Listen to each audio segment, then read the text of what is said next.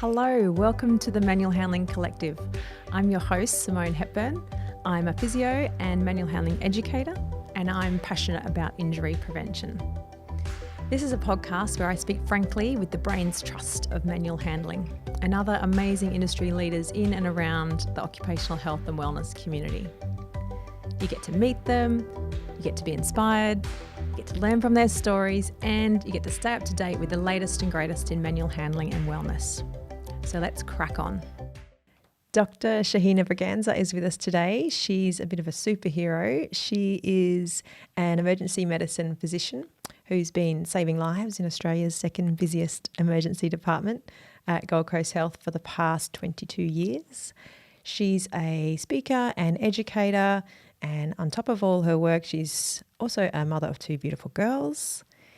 If Shahina and her team can thrive all these years in the chaos of an emergency department, then we want to know what her survival secrets are.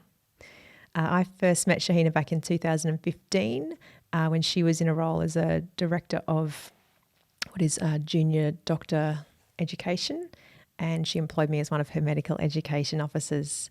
So I know she's the real deal, and I know she actually walks her talk. So let's dive in. Welcome to the show. Thanks, Simone. Thanks for that very generous introduction too. I might be a bit gushing and stumbling over my words, Shahina, because you're also the most articulate person I know. So I'm a little nervous, but one of the things that you write is that good enough is the new perfect, right? Absolutely. And I think, Simone, I think one of the things that I've acknowledged in recent times that I think it does take a little bit of evolution to get to that point. Mm-hmm. I'm now 46, and it's taken me probably till about 40 to accept that good enough is the new perfect. I I like it. sometimes need to just check myself, particularly when I'm doing stuff with my children, particularly academic stuff. Like And homeschooling in the coronavirus yeah, like epidemic. it's online learning is what it is apparently. Yeah. Online learning, but even normally when I sit next to them and they're doing an assignment or homework, and I sometimes have to check myself in terms of the expectations that I probably subconsciously, um, you know, uh, project onto them. Mm-hmm. And I, I'm humble enough to note that what I'm, expressing to them is quite different from my good enough is the new perfect. Because what I'm trying to impart upon them is that, what I would love to see them aspire to and to be internally driven to aspire to is as good a job as they can do. That's Uh, it. so I think, to be fair, um, it's a message that really resonates with me now, but I'm mindful that it might not resonate if you are earlier in your personal Career life or journey or if you're in your professional journey. I have another question about perfectionism later. We'll see if we get time to dive in a bit more to that. But my first question is, can you share with us a bit about your journey into becoming a spokesperson for wellness? How did that all come about? The journey, predictably, Simone, was quite accidental. Uh, my journey, I guess, first started when, as a second year registrar, my first year here at the Gold Coast, after 10 months of working quite hard in what is actually the busiest emergency The department in busiest, sorry. Australia. I read somewhere Uh, the second busiest. I didn't want to overstep. Sure. Nonetheless, there are lots of busy emergency departments in Australia, and it is an environment where your resilience is put to the test on I many bet. Mm. on many fronts. And after 10 months of working here, I found myself physically exhausted. And the physical exhaustion was something that I recognized quite readily. The emotional exhaustion was something that I did not recognize really at all until I pretty much tipped over in the space of, I'd say, 12 hours. Wow. It was my boss who rescued me at the time, and I'll always be grateful to David Green for being exactly the person that I needed him to be. And he listened, he empathized, and the most powerful thing that he said to me was, "I've been where you are," and that was such a salve for my soul at the time. And before we parted that first meeting, he also said to me, I think one day you'll do something important with this. And of course, I had no frame for what he might have been suggesting, and probably neither did he. Mm, But I hope that 20, some 20 years down the line, I have I guess manifested that to some extent. mm. So I, since then, the idea of wellness has been at the back of my mind. But my journey probably consolidated further, and I can talk about that more in a moment. mm. I was just going to add on another question. So, you had that experience and that helped you focus on wellness. How do you approach or prepare younger career professionals or students whose life may have just been completely smooth sailing? How do you motivate them to really care about their well-being? Mm. That's a great question, Simone, because I've heard it said that wellness doesn't become important to you, doesn't even enter your radar until yours is assaulted. Mm, So you're quite right that I think it's almost more challenging for graduates who enter their health professions, as you say, without having had their resilience all that tested, tested. Mm, to prepare or to set themselves up for that experience that is distressing or presents more of a struggle. My modus operandi has really been to share my own stories, mm-hmm, because I don't actually have expertise or qualification in this field. All I've really got is my own experience and my own journey. That might be useful to some people. It may not be at all useful to others because my messages may not resonate with them, and I fully accept that. But I found that expressing where I've had my own struggles, barriers, difficult mm, times, and then talking about what helped me is mm-hmm, probably, for me, has felt like the most honest way to impart the mm. message. And I guess through those stories, you're giving them also that permission to struggle, that if it happens to them, it's okay. I think that's probably the most important Mm, thing that I hope that I am imparting, that mm, permission to struggle. mm, I think in many professions, particularly in healthcare professions, there is this sense that struggle is not really, an acceptable experience almost, that it's a sign of weakness or a mm, sign of failure. And as a result, we tend not to share our stories. mm, And sadly, as a result of that, I think we perpetuate the difficult experiences that people have. I think when you are isolated in that experience, it really amplifies mm, what's negative about it. mm. And once you start sharing that experience, it normalizes it and it dilutes the struggle to some extent. Great. Well, that's a good segue into my next question about isolation and struggling in isolation. We're now a few months into our COVID-19 healthcare crisis. A couple of questions. Firstly, you're at the front line. What's the general mood and vibe amongst emergency department staff now that we're a few months into this epidemic? And then can we talk about your involvement and the COVID-19 personal wellbeing plan that you've helped with? Sure.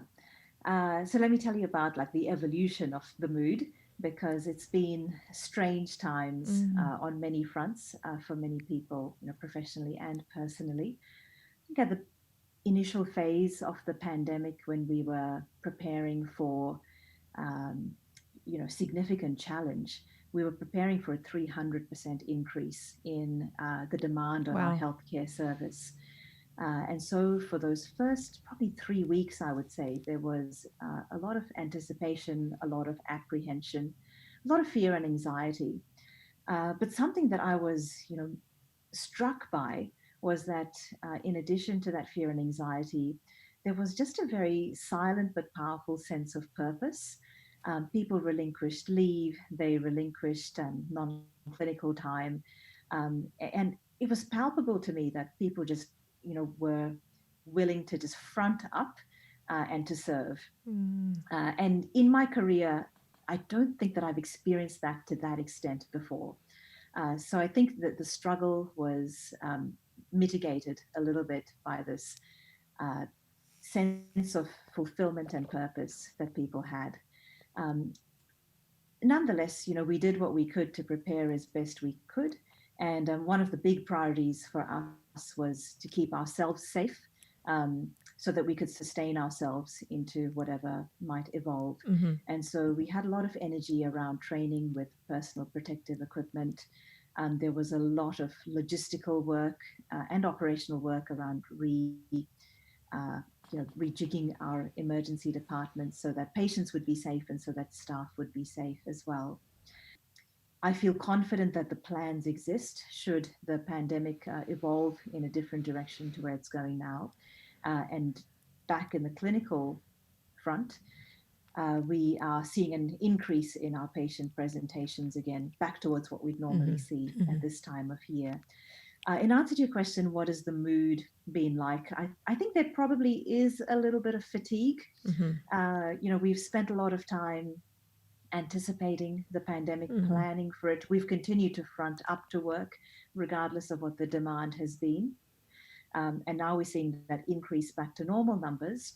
And I acknowledge that we are a cohort of staff that relinquished leave. So we did Mm-hmm. not take the leave that we were meant to take. Mm-hmm. And so I'm just mindful that we're probably entering a phase where we're running a bit low on our energy and our Yeah, yeah. reserves. A Second little. part of your sorry, go ahead. I just thought of a little side question. Did you ever get to meet Tom Hanks? I like to joke that yes, of course, he and Rita walked through the emergency department and were signing autographs. But no, the short answer is no, we didn't. Very good. And the second part of the question is a little bit about your alliance with your international collaboration in Rappam. Do you want to tell us a little bit about that and the COVID personal wellbeing plan? Yes, I would love to. So RAPEM stands for RAPEM. Wellness, Resilience, and Performance. In emergency medicine, Mm-hmm. unfortunately, the word RAP was already trademarked.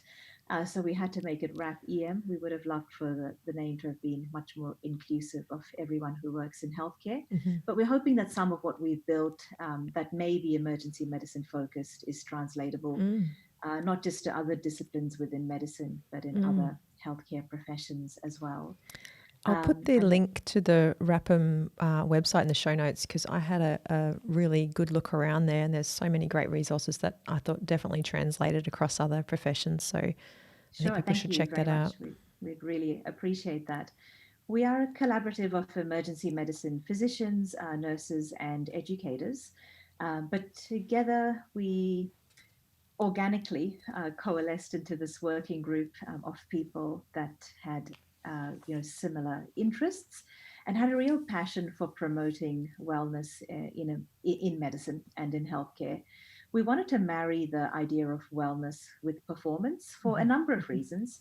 Because I think it's increasingly uh, there's an increasing evidence base that links wellness with performance.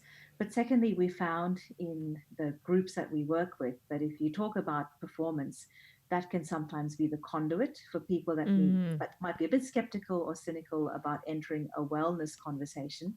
Mm. That the performance frame might be something a bit more accessible and acceptable to them. Yeah, I We like that. formed. Hmm, we Mm. formed about 2 years ago, and really, we kind of create stuff for ourselves and for our departments, and then we share it on the RAP EM platform. Like I said, to see what might be useful to other people as well. Every year we hold a wellness week, and this year all of our excellent, well thought out plans for Wellness Week had to be Landed right in, rapidly, yeah, right in had to March 2020. absolutely, and had to be rapidly modified to accommodate the fact that COVID had shifted the frames for everyone.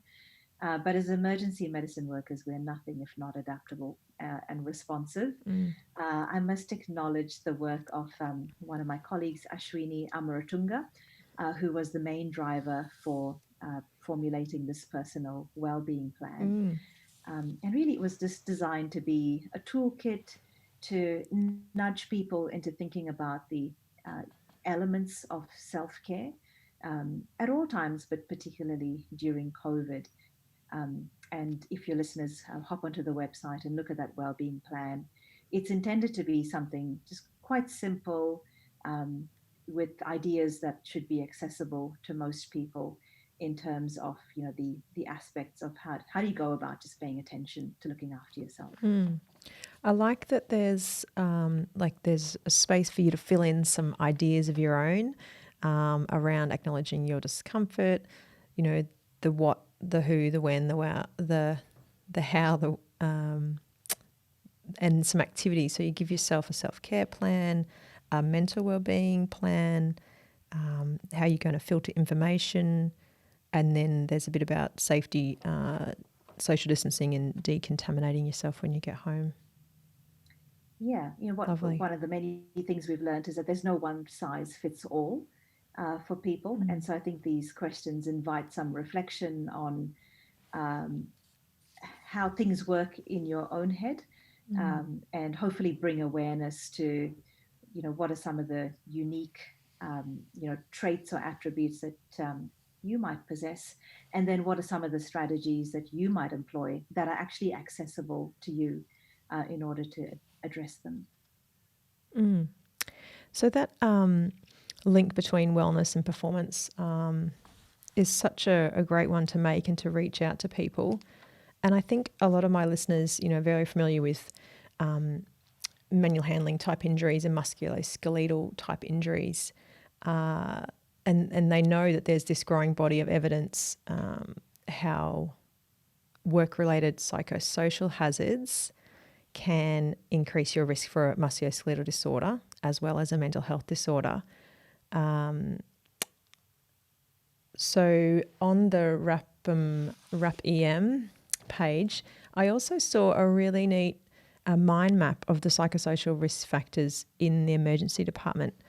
And I thought the words and the language that was used there was really interesting because it's not typical of what we'd see in a workplace health and safety language, but I think it's really relevant and would really resonate with people.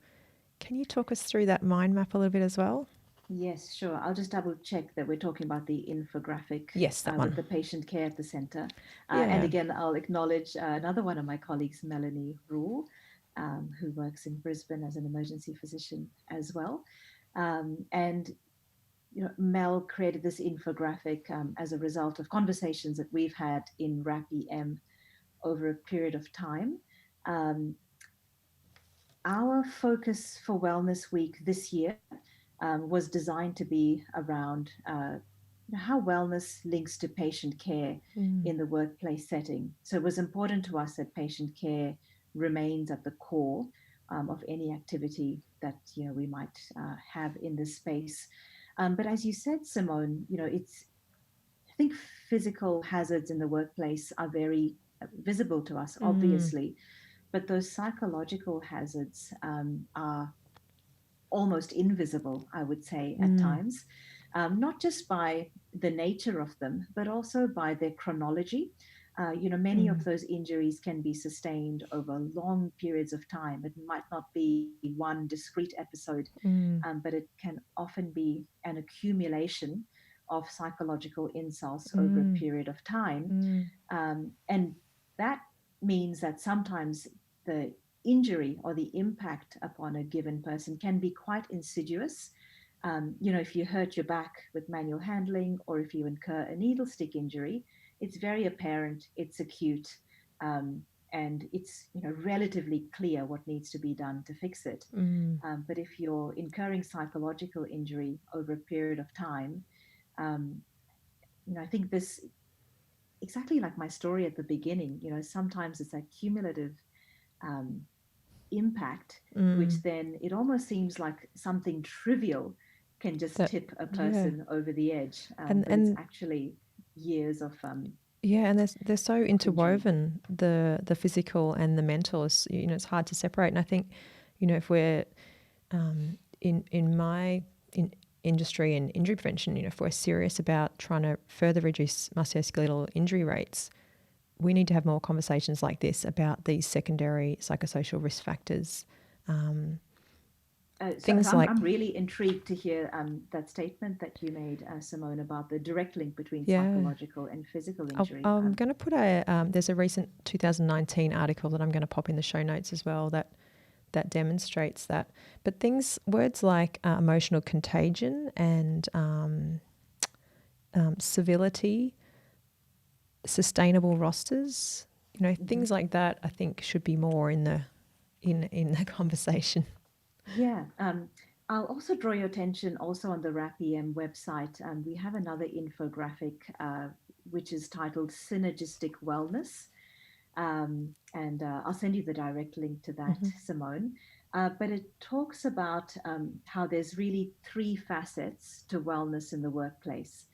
There's individual, there's departmental, and then there's organizational. Mm. And the reason that we found that there's value in separating, these ideas out into these three facets is that it's easy to blur what is an individual issue, such as resilience, or even mental illness or other psychological traits, even personality, to what are operational issues Mm. like even interprofessional, interactions, but even rostering, access to leave, etc. Mm. And some of the people who speak against having an overt wellness agenda in the workplace, very legitimately talk about how we can't be expected to contend with heavy workloads or untenable rostering just by increasing our resilience. And so Mm. we found it very useful to separate out those challenges because then it helps you to separate out what the strategies are for addressing them as Mm. well. And so you brought up emotional contagion and civility. And to me, that kind of belongs in the department, uh, you know, Mm. part of that Venn diagram that we've drawn. Mm-hmm. It's um, it's how individuals interact with each other. It talks about how the mood and the tone with which you arrive in the workplace significantly affects the tone around you. And I really like this idea of being able to develop a skill whereby you can separate how you feel from how you behave. And this is demonstrated Mm-hmm. to me at a very personal level, week in, week out. Just last week, I arrived at work. For various reasons, I was just feeling a bit tired and a little bit beaten, I must say. And I trudged into work at 7:25. It was a dreary day, and I reflected on how the sky kind of reflected my mood. I arrived to work, and as I was walking down the corridor to put my lunch away, I saw one of our porterage staff, Mm-hmm. and I called out, "Good morning, Gary." And I was really, taken aback by how cheerful my voice sounded because it was an absolute betrayal of how I was actually feeling inside. But of course, Gary called out, "Oh, good morning, Shahina. Nice to see you." Um, It's like and a. the fact that he'd given me this cheery response really buoyed my spirits. And I thought, it was a real powerful illustration for myself. As recently as last week, you might think that I'm an expert and I've got all of this down pat. But as recently as last week, I was reminded that, if you sometimes even just fake it till you So you make make it, it. that can not only have a positive impact on other people, but it can easily just feed back on you and think, actually, I'm probably not as morose as I have convinced myself that I'm feeling. Yeah, I like that. Um, so yeah, the RapEM website is the place to go for some of these awesome resources. There was something else that we talked about before the show started about pandemic kindness, which is something that you're passionate about. Do you want to share a little bit about Yeah. that? Thanks, Simone, for the opportunity to talk about that pandemic kindness movement, and I'll share with you the link as well. Is the work of a collaborative of various clinicians and other people, mostly on the Eastern Seaboard. It was initiated by a pediatrician called Jane Munro down in Melbourne. And she just tweeted something on social media again about 2.5 months ago about how this was, the time was ripe for us as a group of health workers to think, create something tangible to sustain our colleagues through the pandemic. And the one part of this that I'll highlight for you is that we came up with this framework that is based on Maslow's hierarchy of needs. So for those people that may not be familiar with it, it's basically a psychological construct on the priorities that we have as human beings. So at the base of the pyramid is a layer called safety. And this is about things like, shelter, food, uh, basic needs. Sorry, it's not safety, Mm-hmm. it's basic needs. Mm-hmm. The layer above that is safety. So the idea is that once you've established your basic needs like food, shelter, sleep, etc., then we can kind of, again, as humans and as a society, draw our attention more to safety needs. And with safety, we can think about physical safety and psychological safety, as we've touched on already. And then once we've kind of sorted that, we can then turn our attention to esteem, or the sense of love and belonging, and what it is to be part of a community, what it is to be contributing to something. And the next layer above that is esteem, and all of the things that bring us um, a sense of value, uh, and a sense that we're contributing to something larger. And then the final sort of peak of the pyramid is called self actualization. But it's really about the stuff that brings us meaning and purpose. And we found that this framework was useful when we thought about what is it that our colleagues and we ourselves that are working in healthcare at this time need in order to sustain us. And so, under each of those categories, we were able to find some resources, just a small amount of carefully selected resources that people working in health could access Good one. if they were looking for things under those certain areas. I like it. I will definitely check that out. The pandemic kindness movement That's it. sounds Yeah. fabulous. So, having established the website, our next goal is to, focus our attention more on tangible stuff that we can start doing. There've been ideas like, we know that during the pandemic, blood bank donations decreased for Mm. various reasons. And so that's a priority that we would like to take on as a movement and try and galvanize people who work in healthcare and our communities at large Mhm. to go out Go and back to donate blood if they donating. can. Mm. Excellent. So, bringing it back around to your backyard and things that are tangible in your emergency department, uh, what sort of things do you do with your group of doctors and your staff to bring that wellness into the workplace? I'm hinting It, at your 1ED program. for the hint. It is challenging, and it's challenging for various reasons, and hopefully many of your listeners can relate to this. It's challenging because we don't get much opportunity at work to pause and pay attention to our wellness. If we do, it's seldom in a group setting where we can do stuff together. As I mentioned before, some people just have an innate skepticism Mhm. around any kind of wellness agenda on the work front.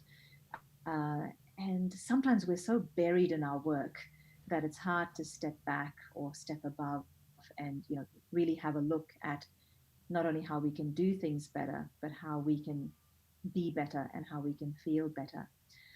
So having started with those challenges, our Mm. 1ED program has been running for probably about 4 years now.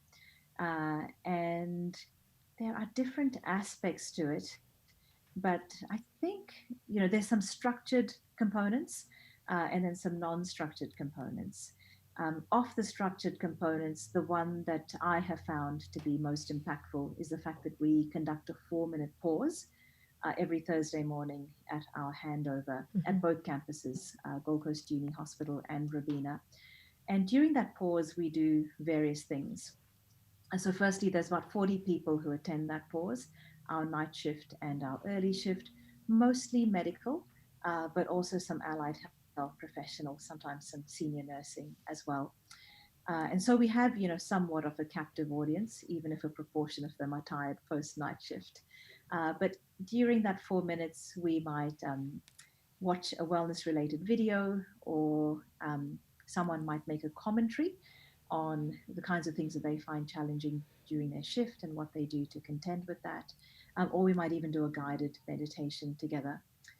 What I've learned over the Amazing. 4 years is that what we do in that pause is somewhat important, and the message imparted is somewhat important. But I think what's more important than that is the fact that we've paused at all, Mm. and that we've acknowledged the fact that what we do is unique, and that it can have different impacts on us at different times, um, and that we've just taken the time to pay attention to ourselves.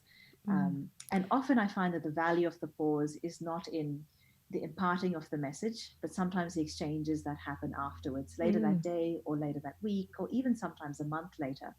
Someone will come up to me and say, "Oh, that commentary that was made by a certain person, that really resonated with me. I've had a similar experience. I have found that gardening, for instance, which was the message on that occasion, Mhm. gardening for me also helped me get Helps. out of my rut." Yeah. And it was just really nice to hear that someone else had had that same experience. And I would imagine with, 40 doctors in the room, there'd also be just that sense of connection that we're all in this together, we're all here, just that physical being in one space connects you for a moment. I feel so, Mm. Simone. And the more I kind of delve into this area, the more I feel that it's exactly that you mentioned, connection, Mm. that becomes the lowest common denominator for everything, whether Mm. it's emotional contagion or civility, like you talked about before, Mm. or sharing our stories, or even if we leap to that performance agenda. And in emergency medicine, all of our work is teamwork. Mm. But if we can connect with each other psychologically, then we connect with each other cognitively as well, in terms of having a shared vision, whether it's Mm. our global outlook for what we want our emergency department to look like, or whether it's in that hyper acute setting of the resus room, that we have a shared vision that we need to get this patient safely to theatre as soon as possible. Um, I love that idea of connection, because I think to me it's the core and the base foundation for all of Mm. this. Mm. Uh, my next question, I'm just looking at the time. I've got so many things I want to talk to you about. Uh, Emotional intelligence is the one. Uh, we all know people who don't seem to have it, like the office hothead who doesn't seem to be able to manage their emotions, or the people that can't read social cues and can't read the room. But you seem to have it in bucket loads, Shahina. So, my question is, do you think emotional intelligence is something that you're born with, or is it something that people can learn? And if you think you can learn it, how might people start to practice or build their emotional intelligence? What might that look like? Sure. I hope I'll remember to end with a quirky story about how I also felt that I had, a good amount of emotional intelligence, but just very recently I messed something up. But in answer to your question, are we born with it or can we learn it? I think both. Mm-hmm. Um, I think that when I say born with it, I think probably your early childhood experience is very important in terms of what gets hardwired into your brain, with respect to probably two aspects. Again, how you connect with people, but also, that sense of self-awareness, which I think is Mm. probably at the core of emotional intelligence. Mm. Taking that time to really think about, how do I think? How do I feel? How do I tend to respond to situations? And then taking that step further of, when I respond in this way, what is the impact that I have on other people versus when I respond in this other way? For example, Mm. your office hothead. Um, I've had times when I've been a hothead, but I'd like to think that perhaps what I've done differently is that I've taken the time to think, I behave like a hothead then. Today, yeah. This is the impact that it had Mm. on other people, Mm. and this is what Mm. happened consequently. Was that a functional outcome, or was it a bit of a Mm. dysfunctional outcome? And how can I modify that in the future while still maintaining some kind of kindness and compassion for myself, and allowing myself to be human? Um, and I think that's part of the answer to how do we then develop it. And I think one of the, hopefully, simplest, not easy, but simplest ways to develop it is to take a few minutes out on a regular basis, maybe even when you're driving home from work each time, or showering, Mm-hmm. just to think about maybe one, interaction that occurred in that day, whether it was an effective one or an ineffective one, what made it effective, what made it ineffective, and then think about how you can do what works more often. Uh, and again, I think this sometimes takes a little bit of faking it till you make it. Um, it takes emotional regulation. It Mm. takes separating how you feel from how you behave. But hopefully, over time, paying attention to it reinforces what works, Mm. better than other approaches. My story of humility and vulnerability, which are my signature, are that thank you. I think for the most part, I pay attention to um, the tone of what I'm communicating. Mhm. But I discovered yesterday, actually, that the tone of something that I had communicated um, had not been received in the manner in which I intended it. Uh-huh. And when I look back on what I communicated, I do take responsibility for at least part of my, of my piece in that. Um, I can justify it to the nth degree, Mhm. and I can justify it all I want. But at the end of the day, the relationships that I have with people at work are really important to me. And so I'm kind of working through the feeling of being injured by the feedback that was given to me, Mhm. and evolving to a place of maturity where I can take the lessons learned, um, and hopefully leverage them. Mm. Very good. So taking some time to reflect, I like that. One interaction a day, reflect on that, and then yeah, what worked, what didn't work. I think that's achievable for us mere mortals who are. Yeah, and I would encourage us to take the whole spectrum, not just take the poor interactions, Mm. so we can beat Take some ourselves good up. ones. Mm. Take the good ones as well, Mm. and also where there've been poor interactions, again, exercise that kindness and compassion, Mm. that acknowledgement that we are human, Mm. that we're allowed to get things wrong sometimes, Mm. because as long as we're getting things wrong, then that means that we're still learning Mm. I have or growing. Uh, yeah, I work with the first and second year medical students at our local university, and it's hilarious that when we talk about emotional intelligence there or talk about communication or time management, they say, oh, yeah, we've done this. We know this. We've got this. But as you know, it evolves over time and many years of practice. Yeah, so I will be Absolutely, and passing and on your advice to them. sure. And we know, Simone, that knowing is very different from doing. Doing. Mm, And also doing in different circumstances is very different, because it's easy mm, to do the stuff when it's easy. yeah. It's the doing it when it gets challenging. Mm, Uh, mm, and again, I was really challenged by my exchange yesterday. And it's, I've really reflected a lot over the last 12 hours over purpose and what's important to me and values, and mm. trying to slow down and allow those bigger themes to inform what I Your do with next this move. experience. Yeah. Yeah, that's good. I have to say, every now and again, when I get caught in a tricky situation like that, I think, what would Shahina do in this situation? Because you're definitely the opposite of the office hothead. Thanks, Simone. I'm in a state of mind where I will graciously and gratefully accept that. Very good. One of your posts that I read said you don't need a title to be a leader. And can you talk about a little bit about managing up? Maybe have you got some examples um, for people about being a leader in their own position? Yeah, I've been incredibly fortunate to have had leaders with titles in my emergency department who've been a massive part of my development, not just professionally, but personally.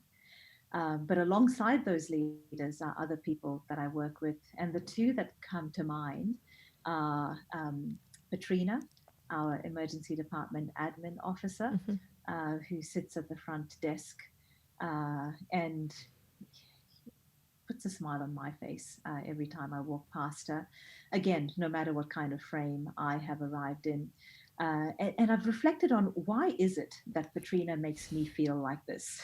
Yeah. um, and I guess if I try and deconstruct it, it's it's because probably regardless of how she's feeling when she arrives at work, she's determined to put a smile on her face and greet everyone who walks through that front door with that smile, with a warm welcome, with a sense of imparting the fact that they have value and that they're important, and she's at the ready to help them, with whatever it is they've walked through the door with. Turns out that her desk space is also incredibly colorful. She's got a whole heaps of fundraising chocolates on the front counter at any given time. So, all of that just promotes that vibe of color and happiness. And another person I might have read in a blog post, if I've written one around this, is Gary, the same Gary that elevated my mood the other day. I think I know And Gary. you probably know Gary because he's been there longer than I have. But Gary just gets things done. And he's head of Portridge in the emergency department, but works very much actively alongside his team. And I know that if I'm in the resus room and something needs to happen, I almost feel sometimes like Gary's decided the patient needs to go to CT before I have, because he's got the putting bed the patient ready on the and transfer monitor. He's got the bed ready. He's got the oxygen cylinder ready before I've even articulated that that's what we're going to do next.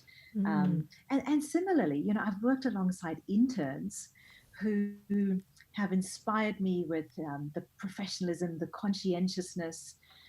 They come, really at the base of the pyramid in terms of their clinical knowledge and their technical skill. But a lot of them come with such a deep sense of the value that they place on even punctuality, of showing up, of working hard, of being accommodating, of being obliging, of being respectful. And I encourage them not to underestimate the influence that that has on the team around that in real time.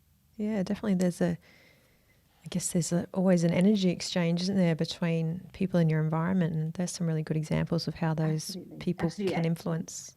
And it's that emotional contagion again. Excellent.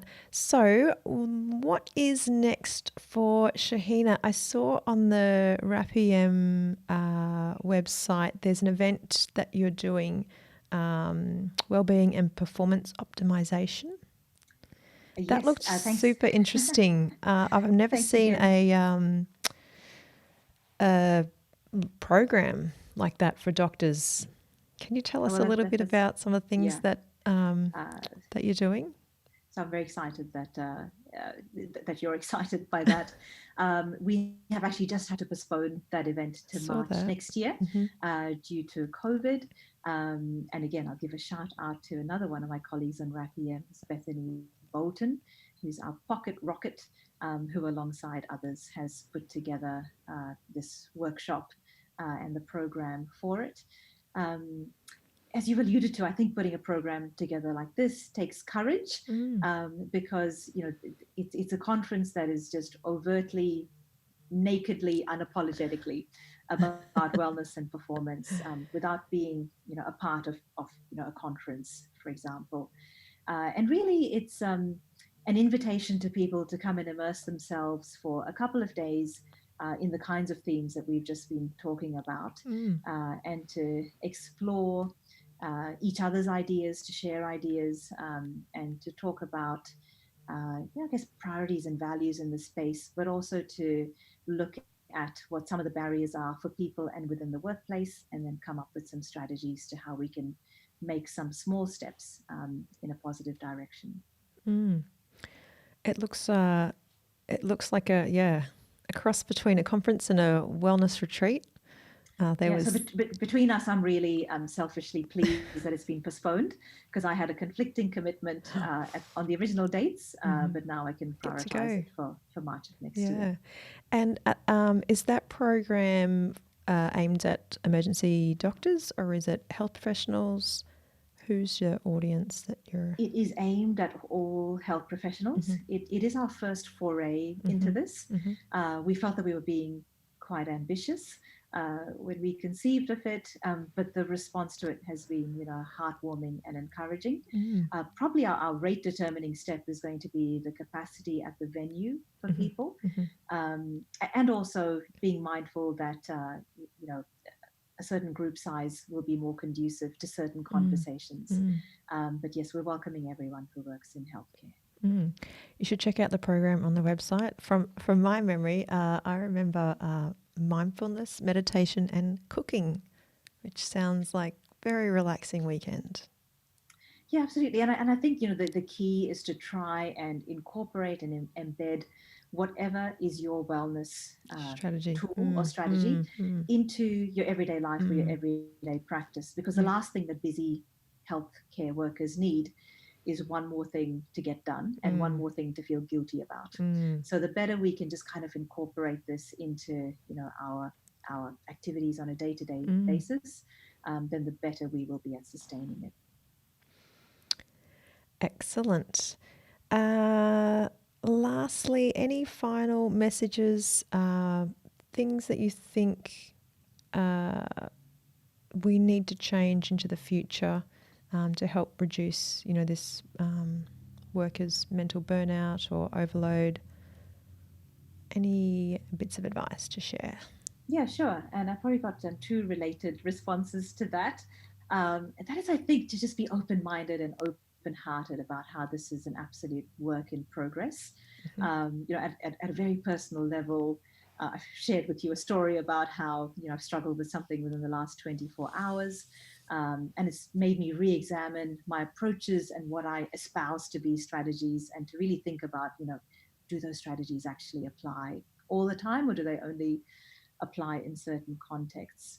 And globally, in terms of future direction, I think, COVID has been confronting, but at the same time, there's been a real silver lining to it, in that it's brought healthcare worker wellness front of mind for us at individual level, department level, but at organizational level as well. We haven't fixed anything. We're probably never really going to fix anything. But I think as long as we're having these conversations, giving people permission to experience what they experience, working to normalize these conversations, and helping people to not feel isolated. As long as we're doing that, then we're moving in the right direction. And I think that's all we can ask of ourselves. Very good. So I mentioned a couple of links I'm putting in the show notes, but how can people find out more about you or get in touch? Sure, thank you. In addition to the Rappam and Pandemic Kindness movement, I have a much neglected blog site, which is shahinabraganza.com. I wouldn't say it's much neglected. I thought it was amazing. That I like the, it asks you, do you want to read, listen, or watch Shahina? And you can choose from, blogs, podcasts, articles. Thank you very much. Good. I feel very sheepish about how it's potentially kind of all about Shahina, and a little bit self-indulgent. In a way, it's my kind of personal filing cabinet for the stuff that I come up with. But people are most welcome to explore that and see if there's anything useful for them. And you can get in touch with me via the website as well. I love having these kinds of conversations with people, and I love contributing wherever I can. Excellent. Well, I think we're out of time, and I just want to say thank you so much today, Shahina, and we'll catch up soon. Thank you, Simone. Apart from the opportunity to share these ideas, I kind of feel like it's been a bit therapeutic for me as well. So I really appreciate that. Thank you. You have been listening to Dr. Shahina Braganza, and you can see why she's a genuine trailblazer for workplace wellness. I especially liked how she links wellness to performance for any skeptics out there.